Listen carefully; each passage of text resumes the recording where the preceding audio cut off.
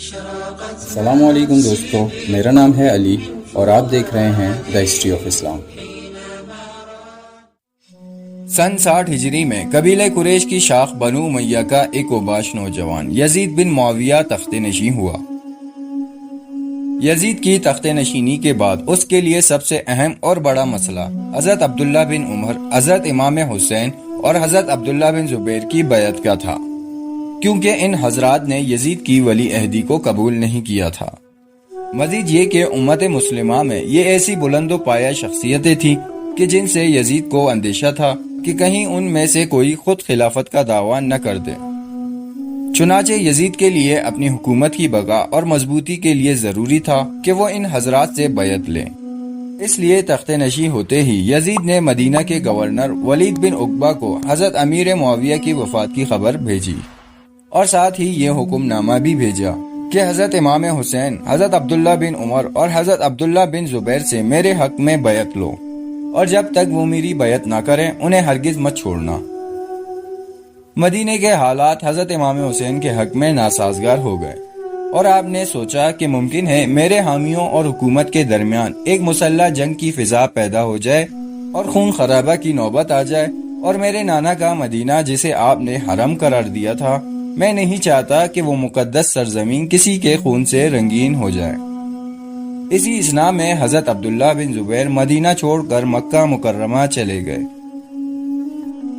حضرت امام حسین نے روضہ رسول پر آخری بار حاضری دے کر عرض کیا، اے نانا جان، اب آپ کے شہر کے لوگ اور یہاں کے حکمران مجھے آپ کے قدموں میں نہیں رہنے دیتے، اور پھر حضور اقدس سے اجازت لے کر بوجھل دل اور پرنم آنکھوں کے ساتھ مدینے کی حرمت کے تحفظ کی خاطر شہر مکہ کو ہجرت فرما گئے۔ ادھر کوفہ اور بصرہ کے واسیوں کو یہ اطلاع ہو چکی تھی کہ امام حسین نے یزید کی بیعت سے انکار کر دیا ہے، اور یہ بھی معلوم تھا کہ عبداللہ بن زبیر، عبد الرحمن بن ابی بکر اور عبداللہ بن عمر نے بھی انکار کر دیا ہے۔ انہوں نے فوراً ایک شخص جو کوفیوں کا سردار تھا اسے اپنا لیڈر تسلیم کر لیا اور اس کے گھر میں میٹنگ طلب کی۔ انہوں نے اجلاس میں فیصلہ کیا کہ حالات سازگار ہیں، امیر معاویہ کا انتقال ہو چکا ہے، یزید تخت نشین ہو گیا ہے، اور بڑے بڑے جلیل القدر لوگوں نے اس کی بیعت سے انکار کر دیا ہے۔ لوہا گرم ہے، اس موقع سے فائدہ اٹھایا جائے اور سیدنا امام حسین رضی اللہ تعالیٰ عنہ کو کوفہ آنے کی دعوت دی جائے، ہم ان کے ہاتھ پر بیعت کر لیں اور اس طرح یزید جیسے فاسق و فاجر اور بدبخت انسان کی حکومت کا پٹا اپنے گلے سے اتار پھینکیں۔ کوفیوں میں بعض لوگوں نے یہ کہا کہ دیکھ لو کہیں ایسا نہ ہو ہم لوگ امام حسین سے بے وفائی کر بیٹھیں۔ اگر ثابت قدمی اور استقامت کے ساتھ ان کا ساتھ دے سکتے ہو پھر اس امر کی دعوت دے دو، اور اگر تمہیں اندیشہ ہو کہ جابر حکومت کے سامنے نہیں ٹھہر سکو گے اور ان سے جفا کرنے پر مجبور ہو جاؤ گے تو انہیں ہرگز زحمت نہ دو۔ لیکن تمام لوگوں نے یہ فیصلہ کیا کہ ہر قیمت پر ان کا ساتھ دیں گے اور ثابت قدم رہیں گے۔ پس ان فیصلوں کے نتیجے میں خطوط بھیجنے کا ایک نہ رکنے والا سلسلہ شروع ہو گیا۔ ان میں سے ایک خط کا مضمون ملاحظہ فرمائیے۔ یہ خط ہے جو سلیمان بن سرد، مصیب بن نجنہ، رفاع بن شداد، مصیب بن مظاہر اور تمام کوفے کے مسلمانوں کی طرف سے حضرت امام حسین کی خدمت میں لکھا جا رہا ہے۔ آپ پر اللہ کا سلام ہو۔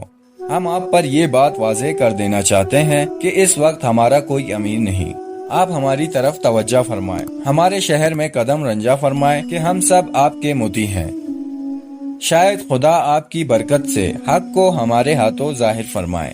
ہم کوفے کے گورنر کی امامت میں نہ جمعہ پڑھتے ہیں اور نہ ہی عید کی نماز کے لیے اس کے ساتھ عیدگاہ جاتے ہیں۔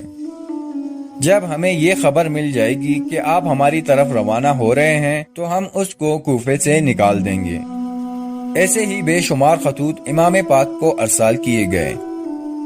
جب امام حسین کے پاس ایسے بے شمار خطوط پہنچے تو آپ کی ہمت اور غیرت دینی جوش میں آ گئی، اور آپ نے امر بالمعروف اور نہی عن المنکر کے لیے علم جہاد بلند کرنا اپنا فرض سمجھ دیا۔ اس پر حضرت عبداللہ بن عباس رضی اللہ تعالیٰ عنہ اور آپ کے دیگر عزیز و قارب اور کئی جلیل القدر صحابہ اور تابعین نے آپ کی خدمت میں درخواست کی کہ حضرت آپ کوفہ تشریف نہ لے جائیں۔ کوفے کے لوگ بے وفا ہیں، جفاکار ہیں، انہوں نے آپ کے ابا حضور سے بے وفائی کی تھی، انہیں غربت پردیس اور کس ماں پرسی کی حالت میں شہادت کے انجام تک پہنچایا تھا، اور پھر یہ لوگ وہ ہیں کہ یہ اپنے ظالم امیر کو تخت سے ہٹا کر دعوت نہیں دے رہے، بلکہ اس کی پیروی کا کلاوہ بدستور ان کے گلے میں ہے، ان کے سروں پر اس کی غلامی کا سایہ ہے، لیکن آپ کو بلا رہے ہیں، کہیں ایسا نہ ہو کہ آپ سے بے وفائی کر جائیں اور ظلم و ستم کے مرتکب ہو۔ حضرت امام عالی مقام نے یہ ساری باتیں سنی، لیکن فرمائے کہ اب مجھ پر دعوت حق کی خاطر جہاد کرنا فرض ہو چکا ہے۔ وہ لوگ جفاکار ہوں یا بے وفا، مجھے ان کی بے وفائی سے کوئی سروکار نہیں۔ قیامت کے دن اللہ کی بارگاہ میں پیش ہونے سے ڈرتا ہوں کہ کہیں ایسا نہ ہو کہ مجھ سے سوال کیا جائے کہ تجھے دعوت حق دی گئی تھی۔ اس وقت ظلم و بربریت کا بازار گرم تھا اور سنت نبوی کے خلاف سرکشی ہو رہی تھی، اور دین اسلام میں بدعت و خرافات کو رواج دیا جا رہا تھا۔ قارونیت، فرعونیت اور یزیدیت دندنا رہی تھی، لوگوں کے حقوق سلب ہو رہے تھے، اسلامی حکومت اور اسلام کے قانون کی تضییق ہو رہی تھی۔ حسین، اس وقت تو نے اس بغاوت کے خلاف جہاد کا علم کیوں بلند نہ کیا؟ اس وقت میں کیا جواب دوں گا؟ البتہ یہ مناسب ہے کہ جانے سے پہلے اپنے چچا زاد بھائی مسلم بن عقیل کو حالات کا جائزہ لینے بھیجتا ہوں۔ اگر حالات خطوط کے مطابق ہوئے پھر اسی حساب سے عمل کروں گا۔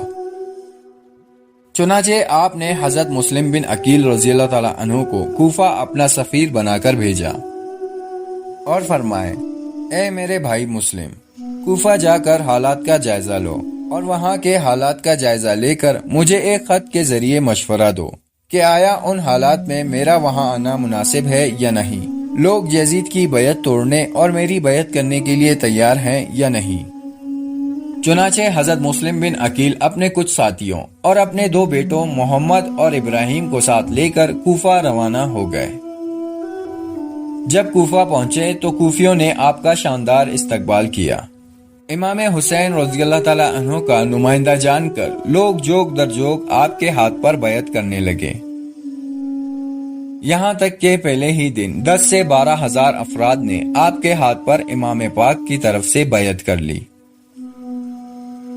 آپ نے لوگوں کا شوق، عقیدت، محبت، جوش اور ولولہ دیکھ کر امام حسین کو خط لکھا کہ بھائی حسین، حالات دعوت حق اور امر بالمعروف کے لیے سازگار ہیں۔ 12,000 افراد نے پہلے ہی دن میرے ہاتھ پر بیعت کر لی ہے، 1,00,000 افراد مزید بیعت کرنے کے لیے تیار ہیں۔ آپ بلا تعمل اور بلا جھجک تشریف لے آئیں۔ یہ خط امام حسین کو ملا اور آپ کوفے کی روانگی کی تیاریوں میں مصروف ہو گئے۔ ادھر یزیدی حکومت کے حامیوں کو حضرت مسلم کی سرگرمیوں کا علم ہو گیا۔